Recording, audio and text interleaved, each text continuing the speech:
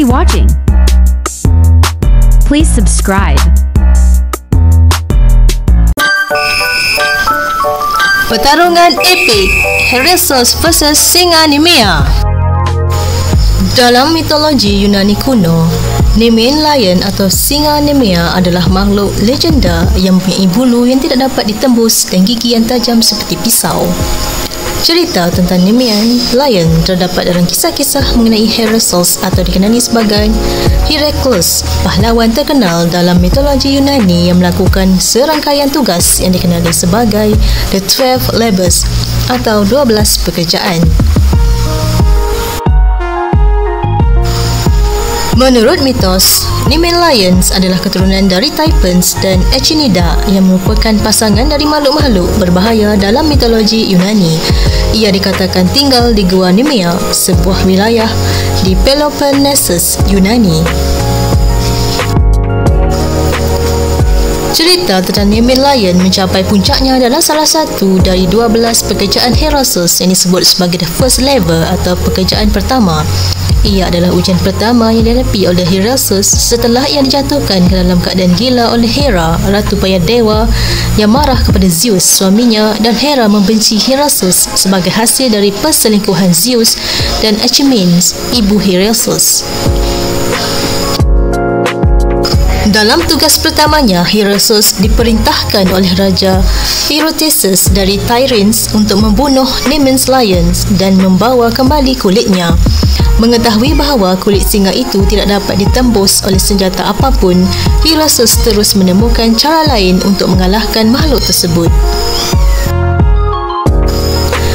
Heracles tiba di Gua Nemean Lions dan dengan berani memasuki tempat tersebut. Singa yang ganas itu segera menyerang, tetapi Heracles menemukan bahawa senjatanya tidak dapat melukainya. Setelah pertarungan yang sengit, Heracles akhirnya menggunakan kekuatan fisiknya yang luar biasa untuk meregut leher Nemean Lions dan mengalahkannya. Namun tugasnya belum selesai. Heracles kemudian menemukan bahawa kulit singa itu begitu tebal sehingga tidak dapat ditembus bahkan oleh pedangnya. Dengan cerdik, Heracles kemudian menggunakan cakarnya untuk menguliti singa itu, mengikis kulit tebalnya dan akhirnya berhasil membunuhnya. Dia kemudian mengambil kulit singa itu dan menggunakannya sebagai jubah atau mantle untuk melindungi di masa mendatang. Dengan menyelesaikan tugas pertamanya ini, Heracles membuktikan keberanian, kekuatan dan kecerdasannya. Pekerjaan ini juga menandai awal dari serangkaian petualangan epik yang akan dihadapi oleh pahlawan mitologi ini. Kisah Nemean Lion tidak hanya menceritakan pertarungan fizik yang epik antara Heracles dan makhluk mitologis yang mengerikan, tetapi juga menyoroti keberanian, ketahanan dan kecerdikan yang diperlukan untuk menghadapi tantangan yang tampaknya tidak mungkin. Ini adalah salah satu kisah yang paling terkenal dan menarik dalam mitologi Yunani yang memberikan contoh tentang bagaimana kekuatan, keberanian dan kecergasan dapat mengalahkan bahaya bahkan dalam keadaan yang paling putus asa sekalipun. Seiring berjalannya waktu, legenda tentang Heracles terus hidup di dalam dinding-dinding kota-kota Yunani, diceritakan oleh penyair-penyair dan dikenang oleh orang-orang sebagai simbol keberanian, kekuatan dan tekad yang tak tergoyahkan. Namun, sementara kehidupan Heracles mungkin telah berakhir, kisahnya masih belum selesai. Di alam baka, Heracles dipanggil oleh dewa-dewa Olympus yang memuji keberanian dan kesetiaannya.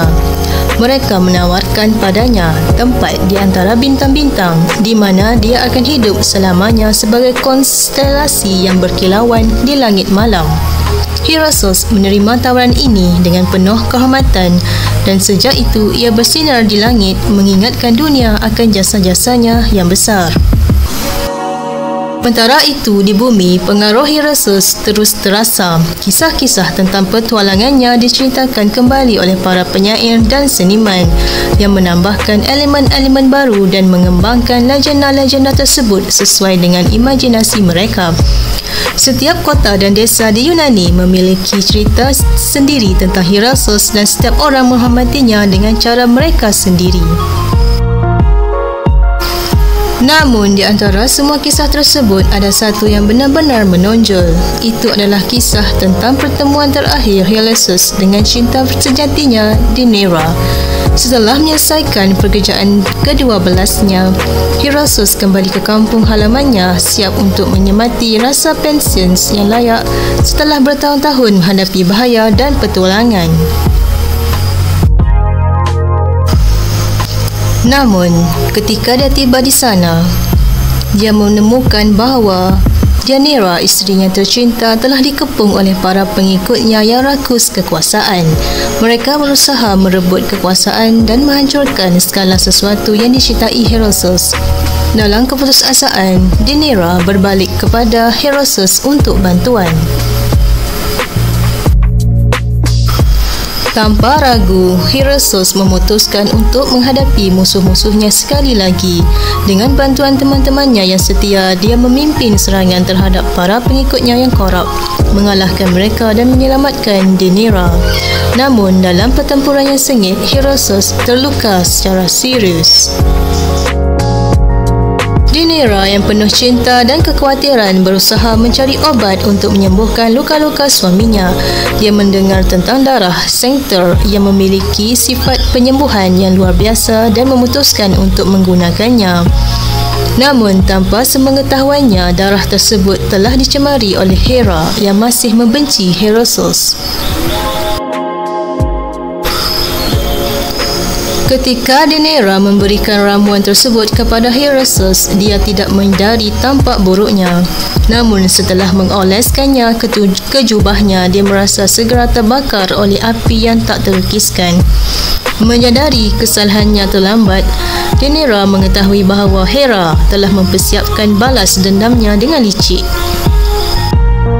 Ulysses merasakan rasa sakit yang tidak tertahan, menyadari bahawa dia akan mati. Namun lebih dari itu, dia merasa kesedihan yang mendalam dan kehilangan yang tak tergantikan. Di tengah-tengah penderitaannya, dia meminta Deianira untuk memastikan bahawa dia tidak dilupakan oleh dunia. Deianira dalam kesedihan dan penyesalan berjanji untuk memenuhi permintaannya. Dia berjanji untuk menjaga kenangan Ulysses hidup, menceritakan kisah-kisahnya kepada generasi berikutnya sehingga perjuangannya tidak pernah dilupakan. Dengan senyum terakhirnya, Ulysses meninggalkan dunia ini, tetapi warisannya tetap hidup dalam cerita-cerita dan legenda-legenda yang akan diceritakan selama berabad-abad. Dengan hati yang berat, Deianira memenuhi janjinya. Dia menceritakan kisah-kisah Ulysses kepada sesiapa pun yang mendengarkan, memastikan bahawa perjuangannya, keberanian dan pengorbanannya tidak pernah dilupakan.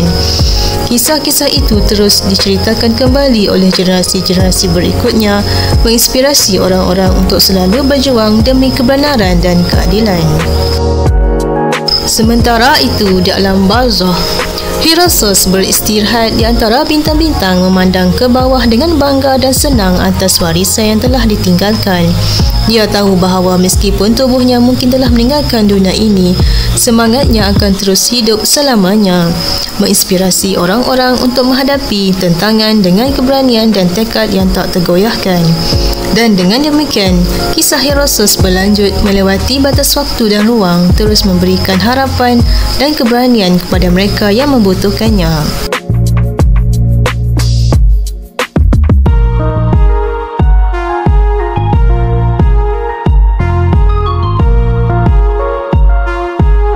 The end. Please like, comment and share. Don't forget subscribe.